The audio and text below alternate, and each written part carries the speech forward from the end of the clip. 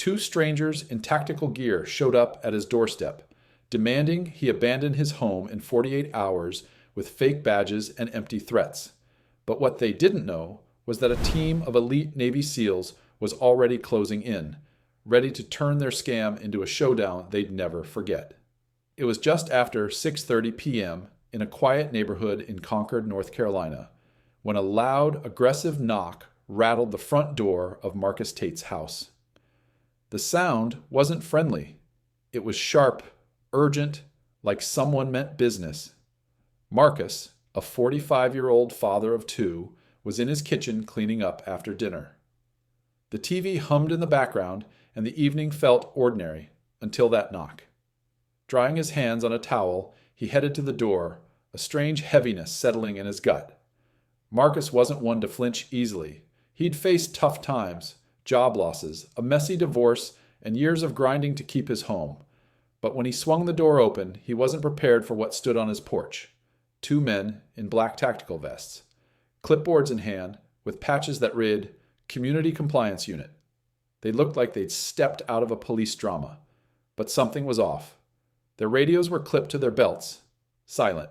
Their faces were hard, no trace of friendliness. The taller one, with a faint scar on his cheek, spoke first. "Mr. Tate," he said, voice flat and practiced, "you're in violation of neighborhood regulations. You've got 48 hours to vacate this property." Marcus frowned, letting out a half laugh. "Excuse me? I own this place. Paid it off years ago. I'm on the Homeowners Association email list. Never heard of this." He glanced at their patches again. Community Compliance Unit? He'd been in this neighborhood for over a decade, and the HOA sent letters for violations, not men in tactical gear. The shorter man, wearing dark sunglasses despite the evening shade, stepped closer. "Doesn't matter what you think.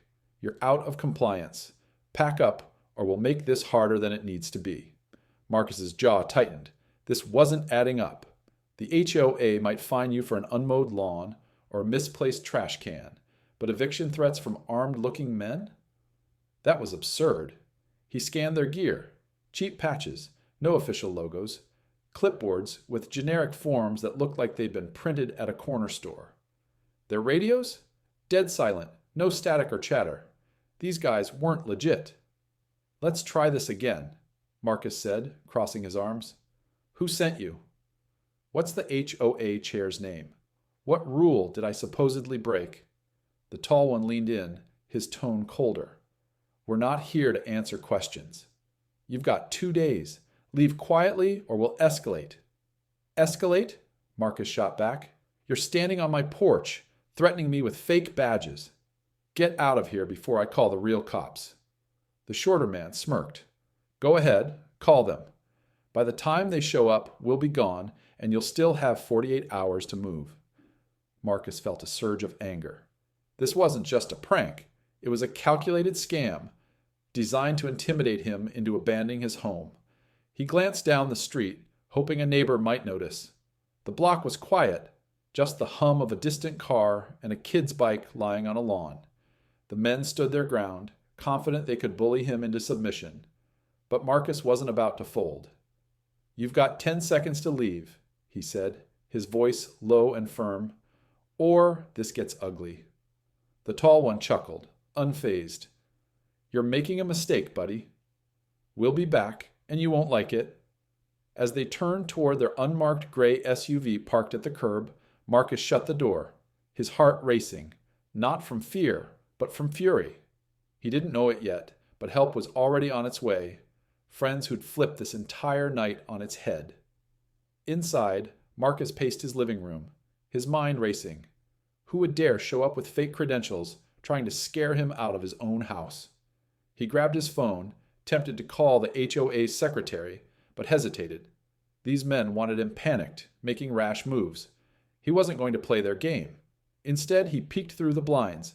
The SUV was still there, the two men inside watching his house. One of them was typing on a tablet, their silhouettes barely visible in the dim streetlight. "Not leaving, huh?" Marcus muttered. He stepped back onto his porch, raising his voice. "Hey, you want to tell me who's really behind this? Because the HOA doesn't send goons in costume." The SUV's driver's side door opened, and the tall man stepped out, his boots loud against the asphalt. "We told you," he said, his voice sharp. "Community Compliance Unit. You're out of line, Tate. Pack up." Marcus shook his head. "You didn't tell me anything. You're throwing around fake titles and hoping I'll crack. Name the board member who sent you. Go on." The man froze for a split second, his confidence wavering. "You're asking for trouble," he said, stepping onto the lawn. That's when Marcus's patience snapped.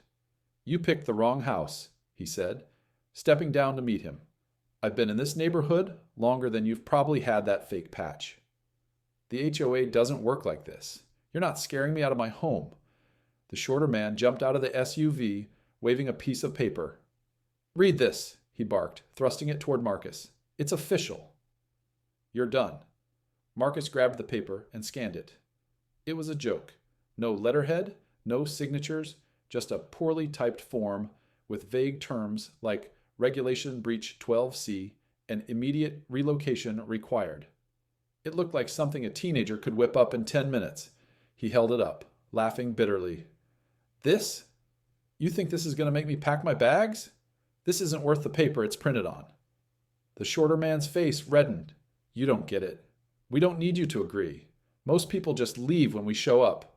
They don't want the hassle." "Then you knocked on the wrong door," Marcus said, his voice like steel. "I don't run." The tension thickened, the air heavy with unspoken threats. The tall man leaned closer. "We can do this easy, or we can do it rough." Your call, Marcus didn't blink. "You don't know who you're dealing with. Step on my property again, and you'll wish you hadn't." Just then, headlights flashed at the end of the street. 3 trucks rolled slowly into view, their engines growling softly. The imposters didn't notice at first, but Marcus did. He knew those vehicles. He knew the men inside. His old friends, 6 former Navy SEALs, had been planning to stop by for a reunion. They were early. The tall man glanced over his shoulder, his smirk fading. "Who's that?" Marcus grinned. "My backup." The trucks parked, and 6 men stepped out.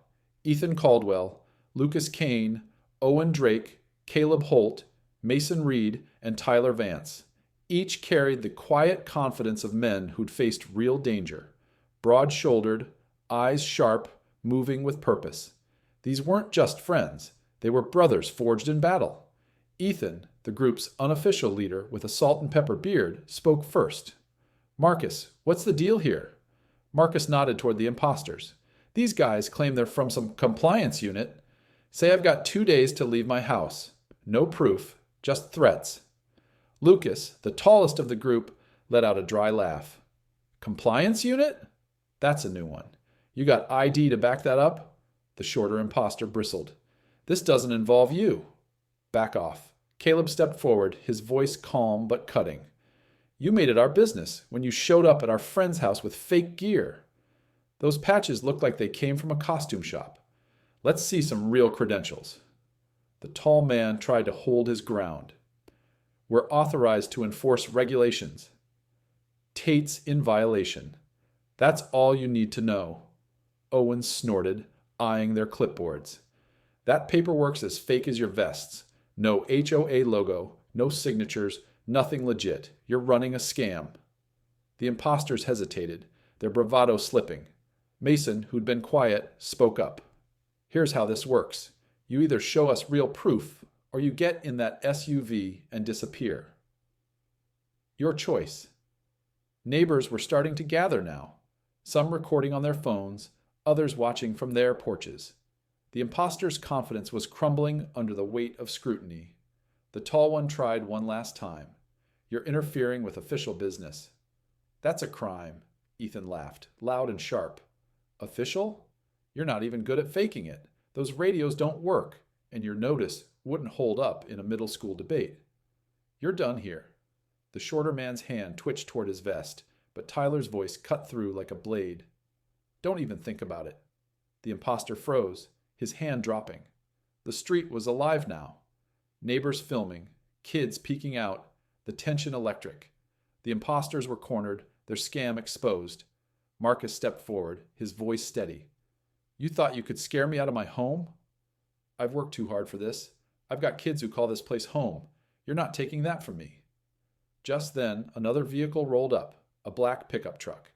Out stepped Nathan Cole, another SEAL who'd been running late. He scanned the scene, his presence commanding. "What's this, Marcus?" "Trouble at the reunion?" Marcus exhaled, a faint smile breaking through. "Just some wannabe cops trying to pull a fast one." Nathan eyed the imposters, his voice low. "Bad day to pick this house, fellas. You're not just dealing with Marcus, you're dealing with us." The tall imposter's jaw tightened, but he had no comeback. Their plan was unraveling, and they knew it. Ethan held up the fake notice, tearing it in half. "Here's your deal. Leave now. Or we call the real cops and hand over every second of this footage. Your call." The imposters exchanged a glance, their confidence gone. They backed toward their SUV, the tall one muttering, "This isn't over." Nathan stepped closer, his voice like gravel. "Oh, it's over. Come back here, and you won't just face cameras, you'll face cuffs." With the neighborhood watching and phones recording, the imposters climbed into their SUV and peeled out, tires squealing. Marcus stood with his friends, the weight of the night lifting. The scam was over, but the story was just beginning to spread.